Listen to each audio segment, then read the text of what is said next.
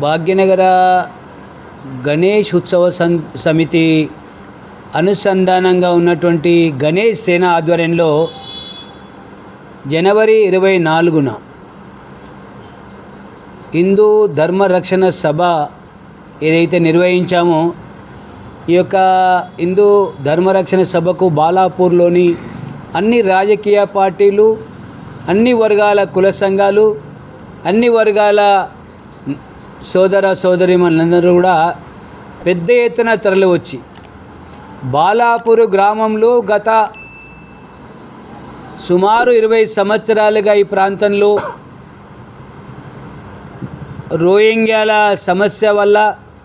మత శక్తుల అరాచకాల వల్ల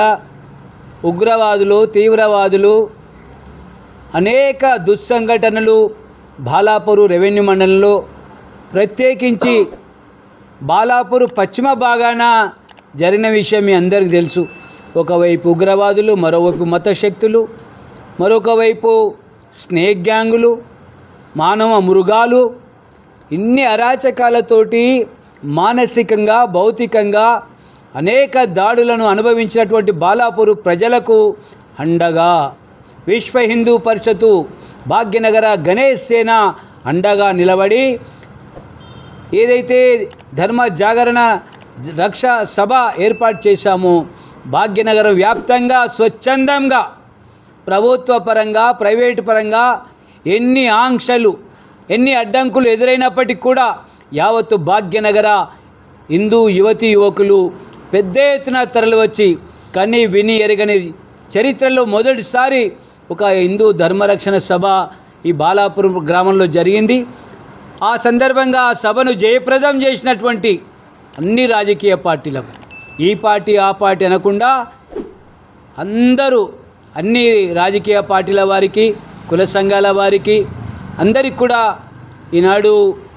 భాగ్యనగర గణేష్ సేన ఆధ్వర్యంలో విశ్వ హిందూ పరిషత్ నాయకులుగా శ్రీ జి రాఘవరెడ్డి గారు, శశిధర్ గారు, కరోడు మహేల్జీ వారి బృందం ఈరోజు ఉదయం బాలాపూర్ గ్రామానికి విచ్చేసి ఈ యొక్క సభను జయప్రదం చేసిన, ఈ సభకు సహకరించిన ప్రతి ఒక్కరికి మరొక్కసారి హిందూ ధర్మం కోసం, హిందువుల రక్షణ కోసం,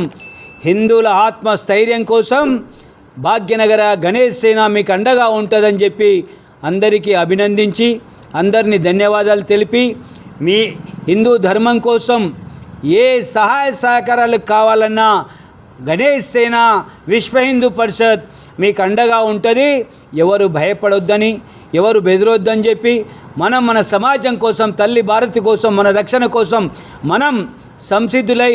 ముందుకు కదిలి రేపటి తరాన్ని కాపాడుకోవడం కోసం మనంతా ఐక్యంగా ఉండాలి. రాజకీయ పార్టీలు, రాజకీయాలు కేవలం ఎన్నికల సమయంలోనే చూసుకోవాలి. మిగతా సమయాల్లో మేము అంటా ఉన్నాం, ఈనాడు పిలిపిస్తూ ఉన్నాం హిందూ సమాజానికి, ఏదైతే రాజకీయ పార్టీలు హిందూ ధర్మం కోసం, హిందువుల కోసం ఆలోచించేటువంటి పార్టీలు, హిందువుల కోసం పోరాటం చేసే పార్టీలు, హిందుత్వం కోసం మాట్లాడే పార్టీలకు మాత్రమే హిందువులు ఈనాడు మద్దతు ఇవ్వాల్సిన అవసరం ఉందని కూడా మేము హిందూ సమాజానికి పిలిపిస్తూ ఉన్నాం. ఈనాడు చూస్తూ ఉన్నారు వీరు వారసత్వాన్ని పుణికిపుచ్చుకునే ఎంఐఎం పార్టీ ఈనాడు ముస్లింల ఓటు బ్యాంక్ని ఏ విధంగా మలుచుకుందో, రేపు హిందూ ధర్మం కోసం, హిందువుల కోసం మాట్లాడి పోరాటం చేసేటువంటి పార్టీలకు మాత్రమే, వ్యక్తులకు మాత్రమే ఈనాడు హిందూ సమాజం అంతా కూడా మద్దతు ఇవ్వాల్సిందిగా ఈనాడు విజ్ఞప్తి చేస్తూ ఉన్నాం. భారత్ మాతాకి జై.